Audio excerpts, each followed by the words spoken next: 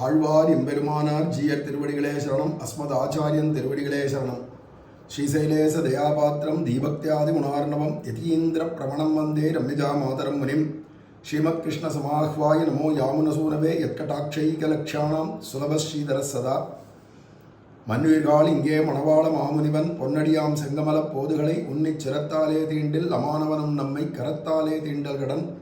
கோலாகல தயாபாத்திரம் மாதுரி ரமணம் பிரபும் பக்தப்பிரியம் பிரேமிகேந்திரம் ரசிகாச்சாரியம் ஆசிரியே.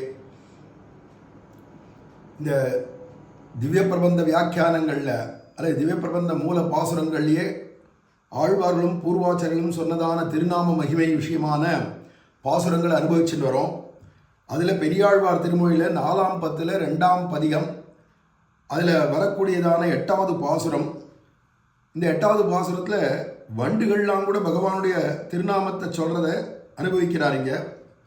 குறுகாத மன்னரை கூடுகலைக்கு வெங்காலிடை சிறுகால் நெறியே போக்குவிக்கும் செல்வன் பொன்மலை அருகால் வரி வண்டுகள் 1000 நாமம் சொல்லி சிறுகாலை பாடும் தென் திருமாலிருஞ்சோலையே அப்படின்னு நம்ம அழகர் மலையில் திருமாலிருஞ்சோலை எம்பெருமான் விஷயமாக அனுபவிச்சு வரச்சே பெரியாழ்வார் சொல்றார். அருகால் வரிவண்டுகள் 1000 நாமம் சொல்லி சிறுகாலை பாடும் தென் திருமாலிருஞ்சோலையே. அதுக்கு வியாக்கியானம் பண்ணிச்சு சுவாமி மணவாள மாமுனிகள் சாதிக்கிறார்.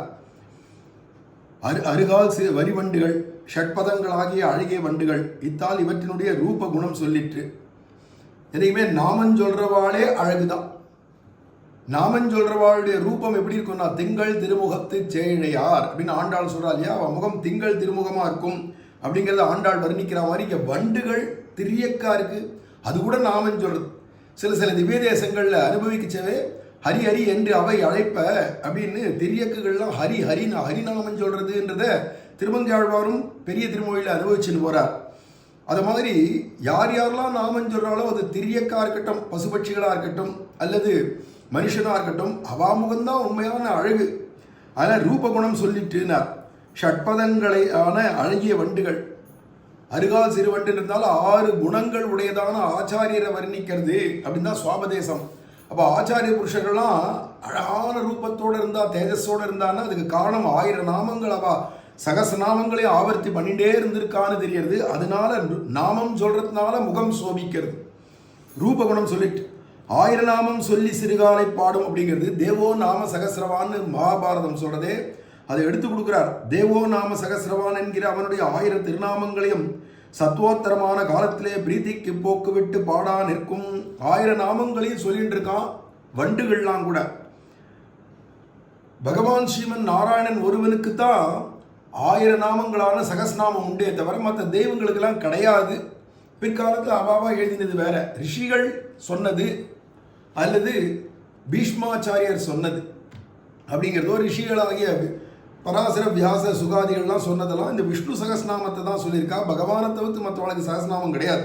அதனாலேயே மகாபாரதம் சொல்றது தேவோ நாம சகசிரவான் அப்படின்னு 1000 நாமங்கள் உடையவன் அப்படின்னே சொல்றதுனால இந்த 1000 திருநாமங்களையும் இந்த வண்டுகள்லாம் என்ன பண்றதுன்னா சிறுகாலை காலத்தில் 5 மணி சுமாருக்கு எல்லாம் சத்வோத்தரமான காலம், சாத்விகமான காலத்தில் சாத்விக குணத்தை கொடுக்கக்கூடிய சாத்விகமான திருநாமங்களை இந்த அழகர் மலையில வண்டுகள்லாம் பாடுறது அப்படின்றத எடுத்துக்காட்டார். சத்வோத்தரமான காலத்திலே பிரீத்திக்கு போக்கு விட்டு பாடா நிற்கும். அது பிரீத்திக்கு போக்கு விட்டுன்னா பகவான்கிட்ட இருக்கிற பிரேமையினாலையா அப்படின்னா இல்லை நாமத்தில் இருக்கிற பிரேமையினால அந்த நாமங்களை மேலும் மேலும் சொல்றதாம்.